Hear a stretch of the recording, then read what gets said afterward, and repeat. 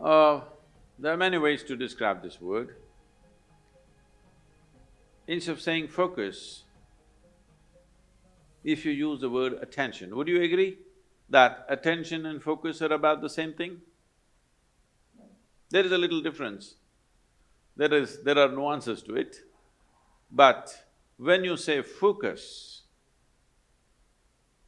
it's just like focusing a light on something means only a focus is always a spot. Attention can be much more widespread. See, right now, if you have clear vision, I'm having problems seeing the young man because you kept him in darkness there in the hall But if the hall was well lit,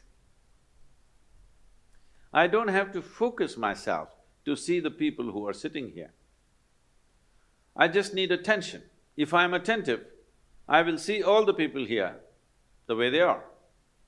But now I get interested in this one young man, then I need focus.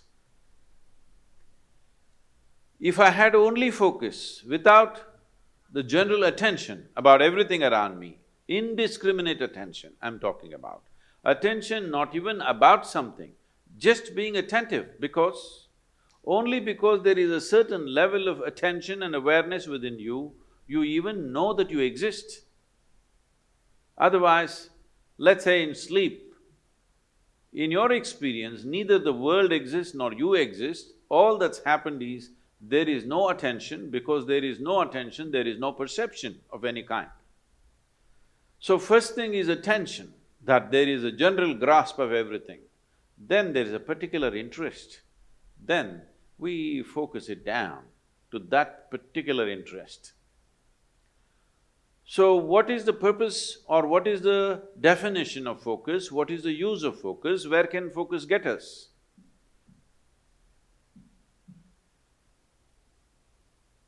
We are focusing on something only because our attention is not keen enough. If our attention was very keen, you would not need to focus on anything. In the yogic systems, we have what is called as dashavadanis, shatavadanis. What this means is, a man will do 10 things at the same time. Another man will do 100 things at the same time. This is, he will articulate a particular musical raga, at the same time he will calculate a very complex arithmetic problem, at the same time he will write poetry, at the same time like this he will do 10 things or 100 things. There are people like this. You can either use that to just be a stage performer, or you can just use it in your life, you're an entrepreneur. It's very important, if you're walking on the street, you're able to see something that most other people cannot see. That is when you become a leader, because you are able to see things others are yet to see. That is when you take up a leadership position, because essentially leadership means you're on a perch. Once you're on a perch, you must see better than others. So attention is that dimension which will put you on that perch. If your attention has to be very keen about everything, then you should stop discriminating in terms of, I like this person, I don't like this person, this is good, this is bad, this is nice, this is not nice, this is useful, this is not useful. If you do not make any kind of discrimination, you just work on your attention, not about being attentive about something, just being super attentive, not about anything. See, right now if you increase the voltage in this hall where you're sitting, when light comes on, light is not thinking in terms of whom should I focus on. When light comes on, everything that is there in that room will be seen. This is important. This is a very important aspect of yogic process, is that we go on working on our attention, that we keep on keying up our attention to a higher and higher level, a higher and higher voltage and intensity. Now, we don't encourage focus because focus means consolidate all that attention and put it on one person.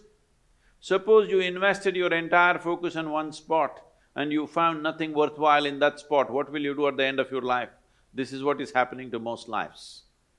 Now, you just work on making your attention itself so keen that even if somebody focuses on something, they won't be that keen. If your attention is that keen, you won't miss a thing in this universe. Now, when you don't miss a thing, everybody thinks you're some kind of a superhuman being. No, no, no, this is not about being superhuman. This is about realizing being human itself is super. So, if you cultivate your attention, there are… we can give you very dynamic processes through which you can scale up your attention to a higher and higher level. How clearly you see determines how successfully you walk this life, there's no question about it. How much lack of clarity there is in you, that much blundering you will do in your life. Simply there is no question about this. So, if one has to get… first of all, work towards cultivating this attention, first thing is you stop your sense of discriminatory looking, that you don't look at this person, oh, this is a man, this is a woman, this is a dog, this is that. Simply pay attention without any judgment. If you just pay attention to anything and everything without any judgment, you will see, if you just pay attention to an ant, there are phenomenal things. You're in Germany, who knows if you pay enough attention to an ant, you may come up with the best automobile on the planet, because I have not seen any machine moving with as much dexterity as an ant moves. But I think nobody has paid enough attention to an ant. So, attention, raising the bar of attention is more important than focus. For immediate purposes, if you need to focus on something, you can. But right now you can do a simple experiment. If you sit with your face slightly upturned like this and close your eyes, you will see naturally there'll be a focus between your eyebrows. But you can be conscious of many things, people around you, your breath, the sensations in your body. You can be conscious of everything and still be focused. So, mental focus is a limited possibility, but the attention, enhancement of attention that ultimately delivers you to a space where you become conscious, or in other people's words, super conscious, is just conscious, but people think you're super conscious. Because of this, you grasp everything as it is. The most important thing for this is that your mind is not functioning like a prism, distorting things and creating designs where they don't exist. Your mind has become like a plain mirror, it just shows everything just the way it is. Only when you see everything just the way it is, you will have the ability to handle everything sensibly, otherwise you make a mess out of many things.